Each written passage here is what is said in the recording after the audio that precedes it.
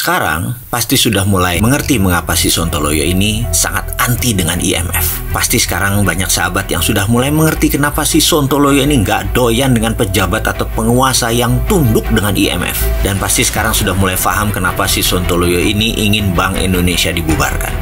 Bener deh. Kalau dia nih diizinkan dapat mandat jadi presiden, yang kayaknya nggak mungkin. Namanya juga Sontoloyo.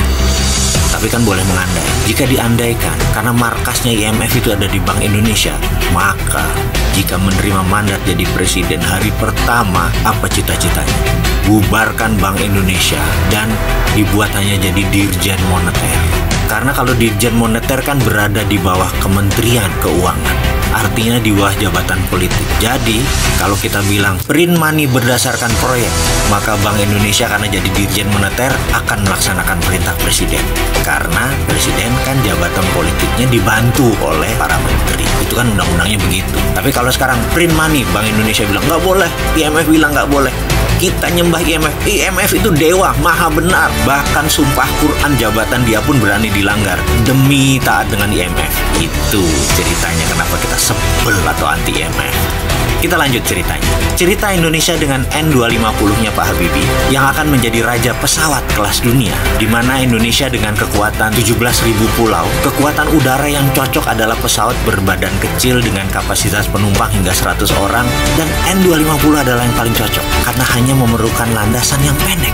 Mendadak mimpi itu dimatikan oleh IMF untuk syarat menerima hutang IMF atas sebuah serangan currency warfare yang dilakukan oleh IMF memakai proksi tangannya George Soros di tahun 97-98. Sekali lagi, George Soros itu proksinya Amerika untuk memukul Indonesia dengan currency warfare dari rupiah 2.500 mendadak menjadi 15.000 dalam waktu sekian bulan, dan itu semua adalah by design agar Indonesia tunduk dan patuh kepada Amerika, kepada IMF. Bener deh, jika PT Dirgantara bisa jalan sesuai rencana Pak Habibie, pastilah Indonesia akan menjadi kekuatan aviasi terbesar di dunia. Untuk jarak pendek, IMF yang di belakangnya kampret Amerika itu akan memaksa Indonesia selalu menjadi negara berpendapatan di tengah atau di trap di middle income country. Tidak boleh jadi negara produsen. Jadi sekarang sudah mulai paham dan mulai percaya ya bahwa kita ini dijebak.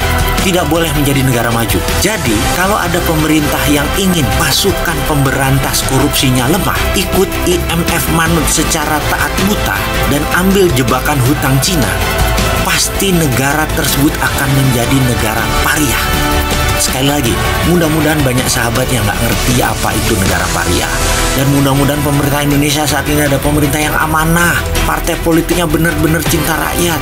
Pejabatnya bukan pemuja Keynesian. Tidak takut pada inflasi, sehingga Indonesia tidak kena jebakan IMF. Indonesia tidak terkena jebakan hutang Cina. Indonesia tidak terkena jebakan hutang ekspor atau ekspor debt. Kita semua tahu pejabat kita pintar-pintar. Kedepan menterinya adalah menteri zaman now, anti hutang, membangun proyek infrastruktur dinamis, bukan statis, dan mulai melakukan new economic model yang anti Keynesian. Kedepan, 5 tahun ini pasti Indonesia jadi negara maju. Tidak memuja Cina, apa-apa Cina, menyelesaikan masalah melalui Cina, apa-apa menyelesaikan masalah melalui Belt Road Initiative. Tidak lagi. Indonesia 5 tahun ke depan sudah independen. BPJS rusak, Cina alasannya. Itu dulu. Ke depan tidak. Semuanya sudah pinter. Pejabat politiknya legowo. Semua tidak minta jabatan dan semua tidak menekan presiden. Dan presidennya penuh terobosan solutif. KPK-nya kuat. Indonesia tidak hutang lagi. Pasti ini terjadi. Yang saat ini ada isu KPK dilemahkan, itu hanya halusinasi. Itu nggak akan terjadi.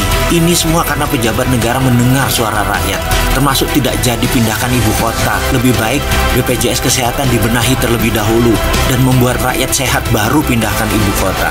Jujur, saya membuat video ini sambil memohon. Mudah-mudahan video ini benar, bukan video halu.